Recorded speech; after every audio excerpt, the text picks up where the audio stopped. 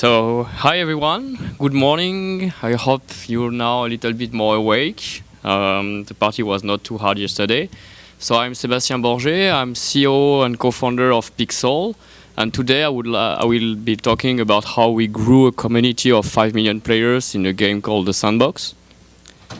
So first of all, I would like to ask how many of you are familiar with the game? Have you played it before? Have you heard about it? Watched some screenshot videos? Free? Okay, that's already some people, I guess.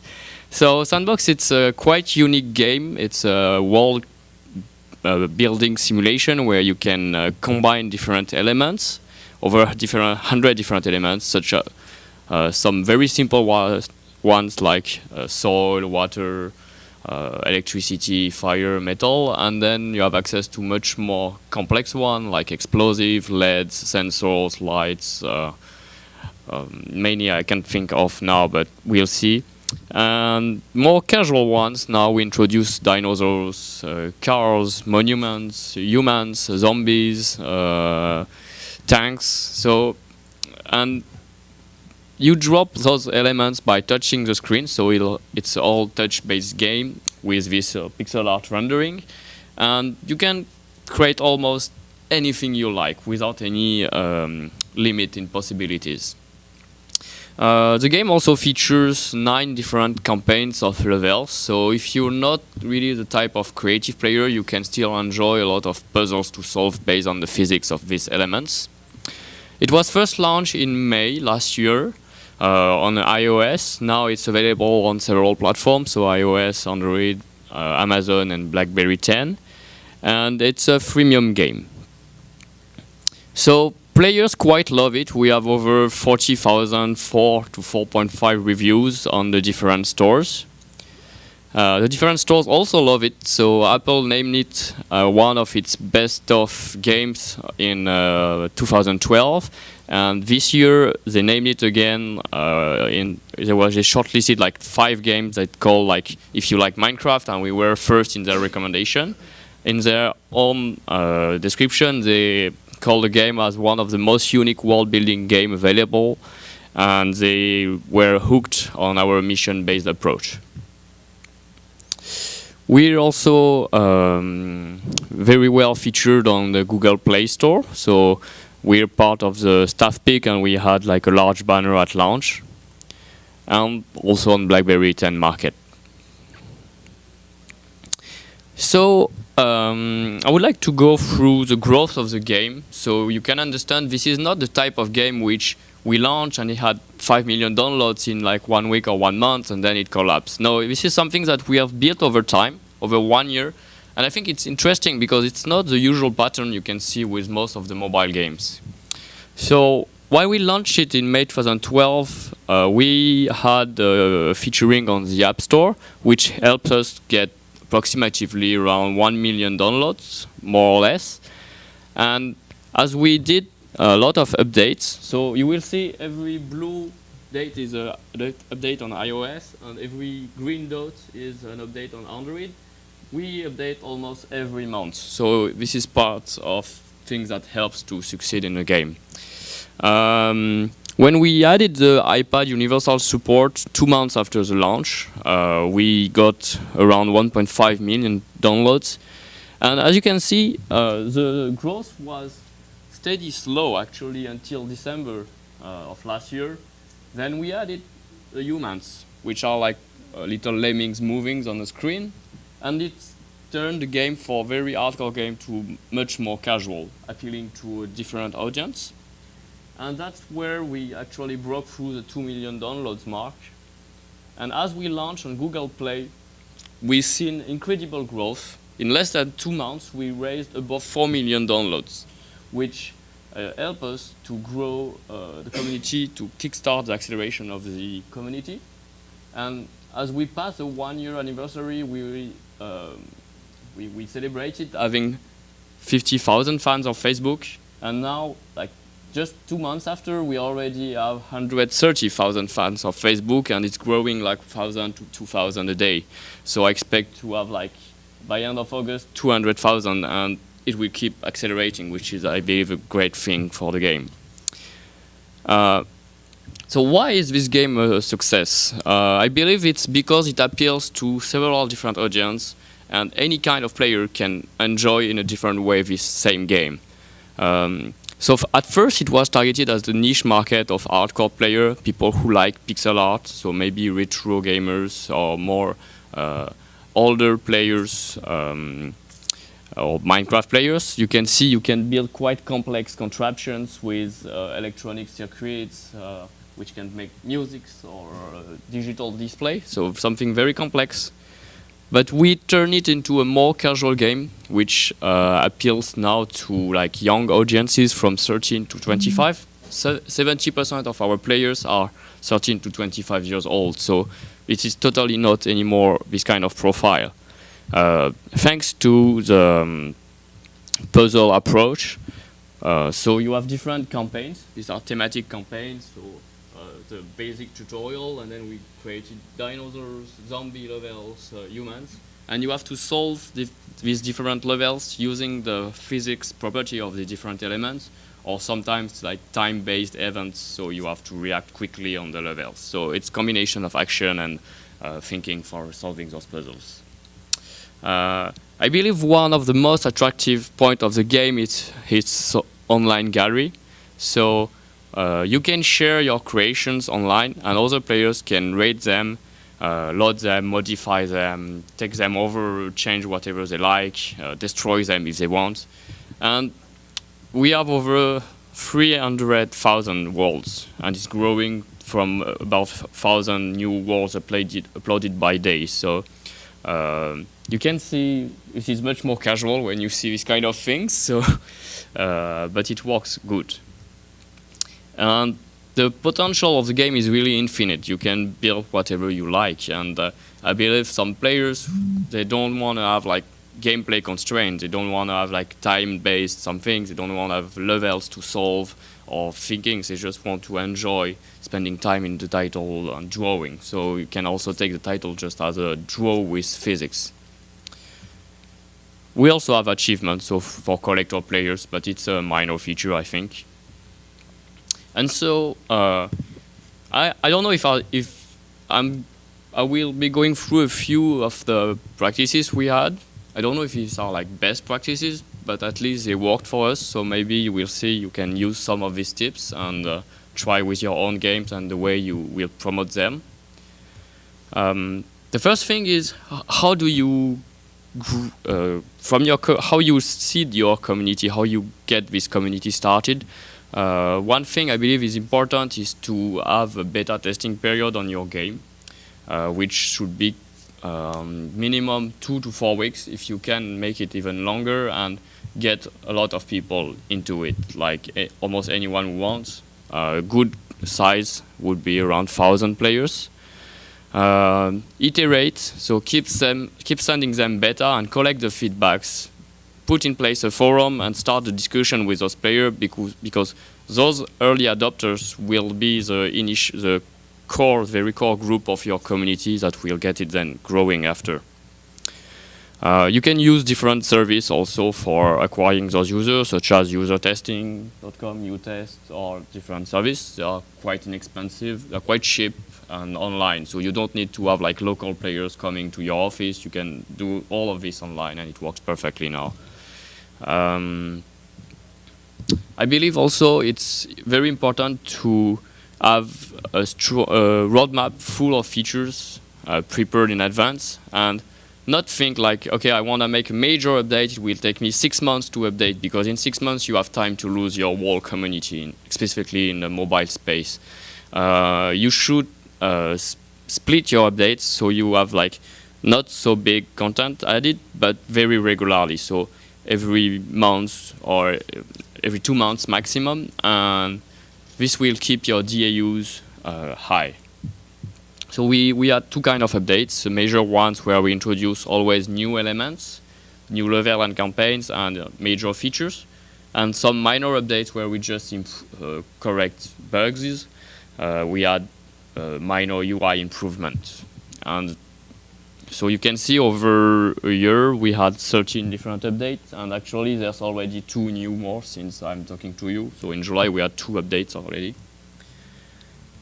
One very important thing, and I believe a lot of mobile game don't do it very well, is to have to use the power of social marketing. So you should have a Facebook page. You should spend time animating this Facebook page. For us, it worked very well. We now have over 130,000 fans. We also use all social marketing leverages. So we have a Twitter feed, a Pinterest page, an Instagram page. We open a Vine account, as we saw Vine was getting very buzzing around now. We also have all the traditional, like the old traditional forums. Nothing fancy about it, but it works. Players like it. For a game, it was important to have a YouTube channel where we upload each week at least one video, which is a best-of compilation of all the players' creation. And we are nearing 1 million views on that channel. So YouTube can bring you a lot of, from the views on the videos, it can bring you a lot of organic installs too. As you can see, we like to play on humor. So every time we make a new update, we have those large covers.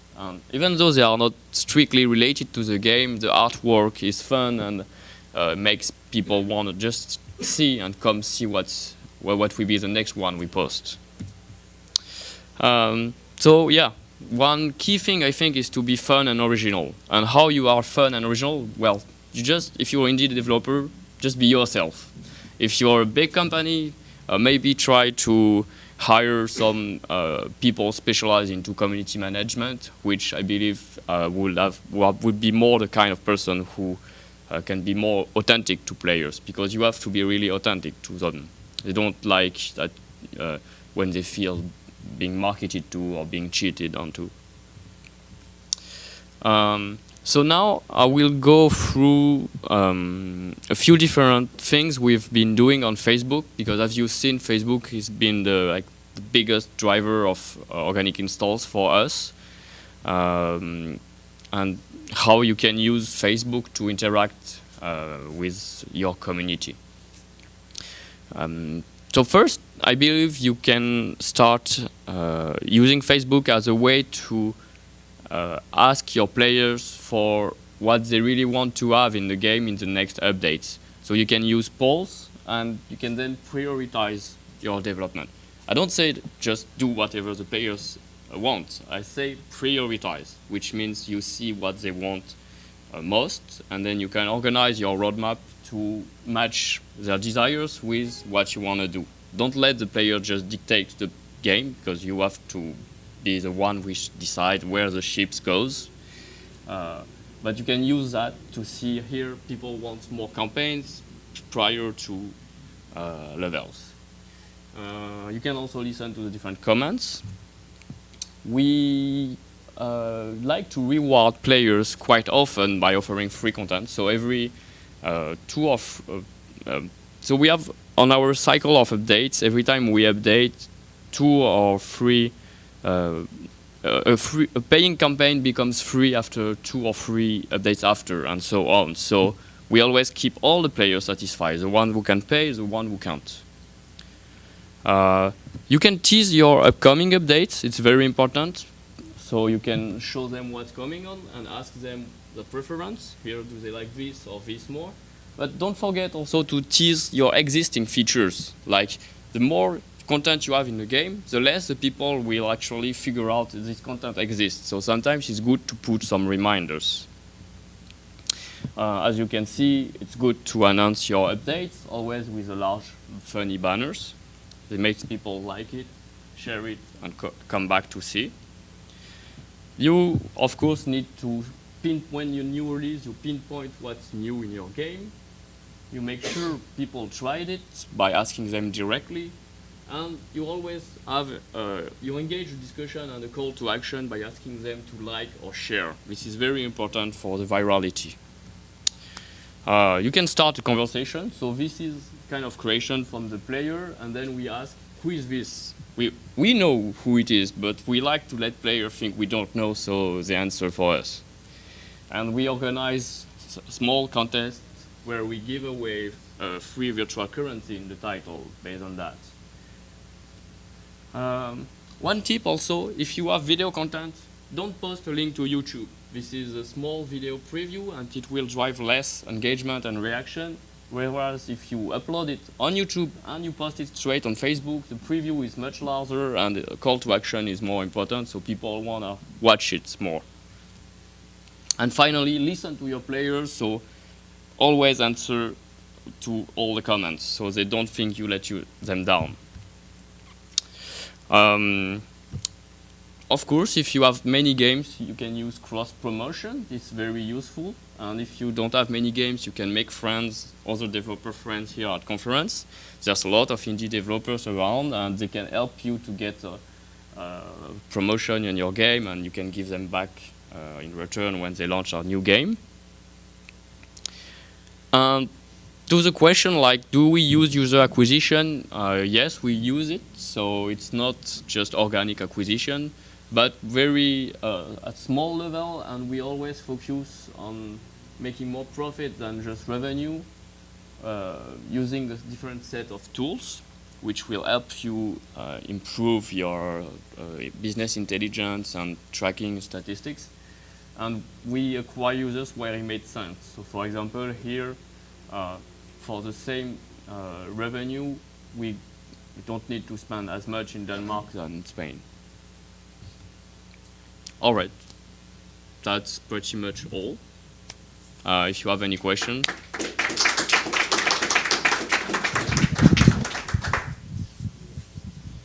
Thanks very much, Sebastian. That was fantastic. And I mean, I've got loads of questions, but there's no point in me asking them unless you guys have got questions. So has anyone got a question you want to ask Sebastian?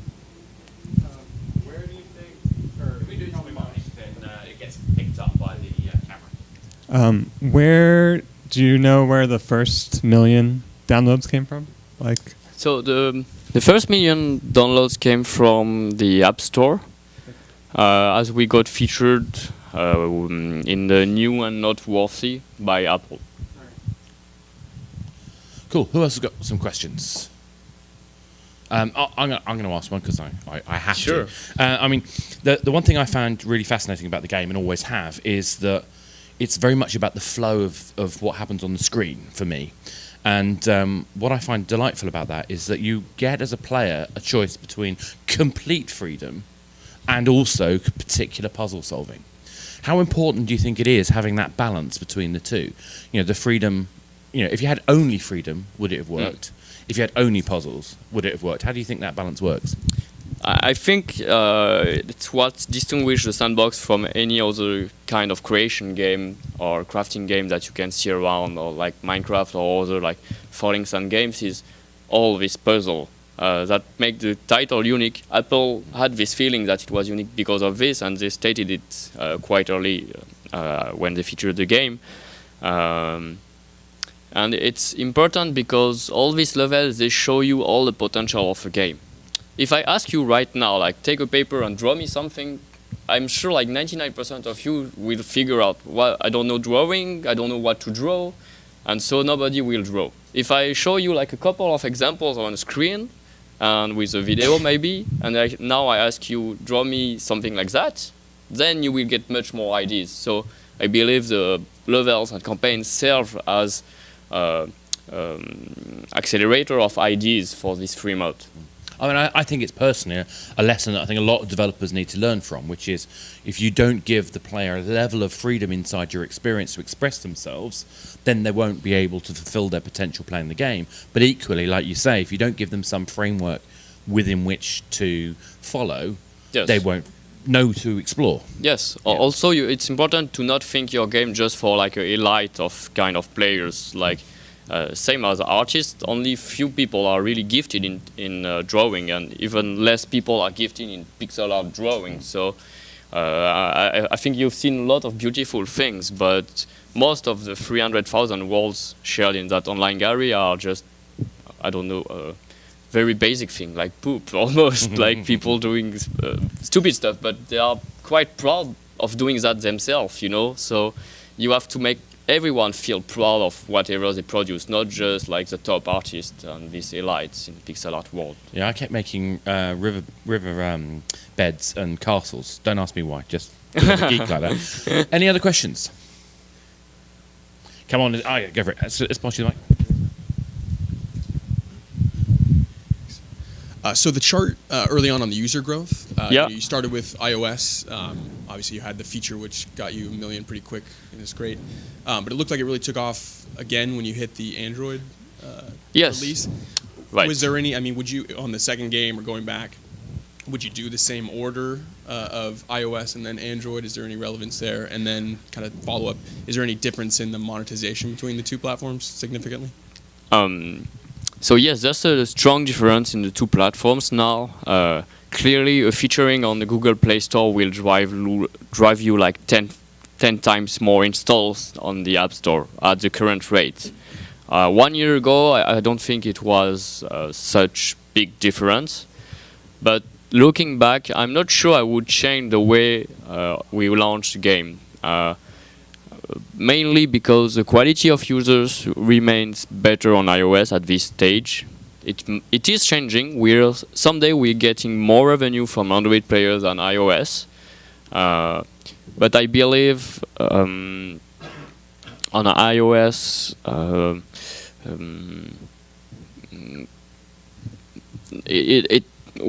when you get featured by Apple on iOS, it's then much easier to go to other platform and say, look, my game was featured. That's kind of like whatever the platform, there's a recognition of the quality of the game, inner quality of the game.